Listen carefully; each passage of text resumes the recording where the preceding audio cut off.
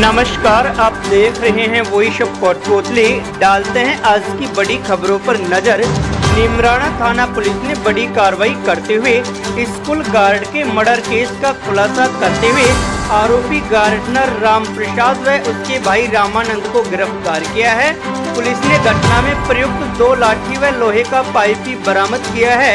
Additional SP Pallavi Gupta ने press वार्ता कर कार्रवाई की जानकारी दी। ये 9 तारीख को जो हॉली चाइल्ड स्कूल में सुबह एक हत्या का मामला था, उसमें एक गार्ड था जिसकी हत्या हुई थी और उसकी हत्या माली ने की थी। उसके और उसके भाई को दोनों को पकड़ लिया गया है। इसका कारण ये पता चला कि माली की और गार्ड की आपस में कुछ रंजिश थी, क्योंकि माली स्कूल लेट सवेर आता था, तो इसको चलते हुए माली ने अपने दिमाग में उसके लिए रंजिश पाल ली।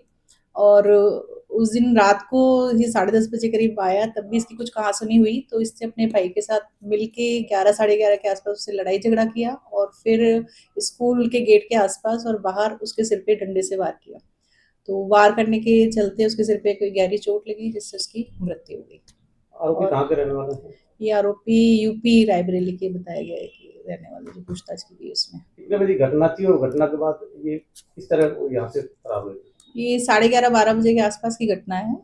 और घटना के बाद एक आरोपी तो बाहर से ही चला गया, जो वापस स्कूल में नहीं आया। दूसरा वापस आके 1-1:30 बजे के आसपास फिर चला गया और उसके बाद ये इन्होंने भाग गए। फिर पुलिस ने मुस्तैदी दिखाते हुए इनको दोनों को गिरफ्तार कर लिया। माली का भाई भी स्कूल में काम करता था ना? नहीं, वो नहीं काम करता था, वो उसके पास आया था। क्या इन लोगों ने कभी ड्रिंक वगैरह भी की है हत्या से घटना से पहले? हाँ, ऐसे सुनने में आ रहा है कि उस दिन रात को इन्होंने ड्रिंक करी।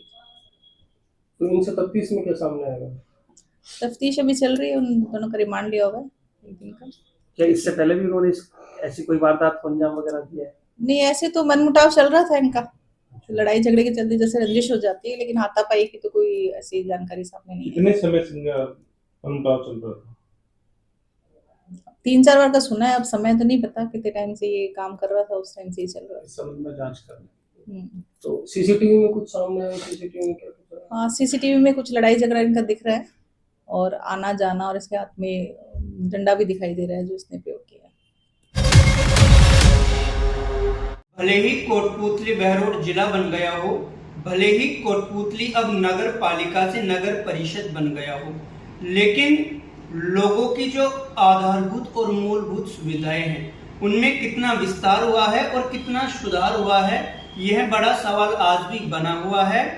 भले ही कोटपुतली नगर परिषद हो और इसका करोड़ों रुपए का सालाना का बजट होता हो, लेकिन बावजूद इसके शहर के किसी भी प्रमुख मार्ग पर या हाईवे के आसपास या किसी बड़ी सार्वजनिक स्थलों के आसपास कोई भी सार्वजनिक पार्किंग की व्यवस्था नहीं है, जिसके चलते जो लोग आते हैं, यात्री आते हैं, वो हाईवे की सर्विस लाइन के किनारे या मुख्य मार्गों पर ही अपने वाहन को पार्क कर देते हैं, जिससे जाम की स्थिति भी पैदा हो जाती है। कई बार ये जो जाम है, यहाँ पे जो अवैध पार्किंग की स्थिति है, ये हादसों को भी न्योता दे देती है।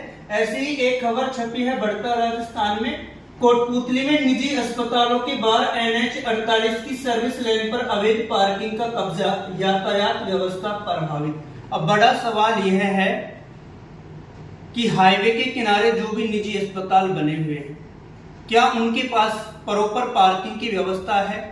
अगर है तो फिर सर्विस लाइन पर और हाईवे के किनारे ये अवैध पार्किंग क्यों की जा रही है? अब यहाँ लोगों के 2 सवाल उठते हैं कि अगर निजी अस्पतालों के पास प्रॉपर पार्किंग है तो फिर ये अवैध पार्किंग क्यों हो रही है, और अगर प्रॉपर पार्किंग नहीं है तो नगर परिषद ने या संबंधित विभागों ने इन्हें जो एक निर्धारित मापदंड है उनको ताक पे रखकर मान्यता किन नियमों के अनुसार दी।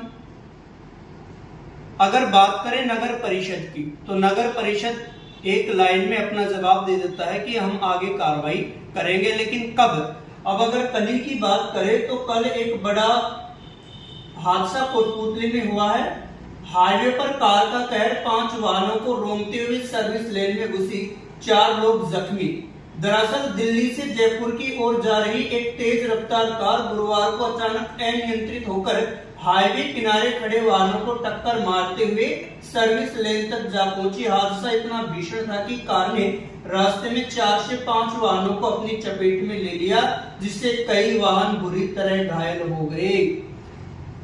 यह घटना सिर्फ कल की नहीं, इससे पहले भी इस अवैध पार्किंग की वजह से हादसे कोटपूतली में समय समय पर होते रहते हैं।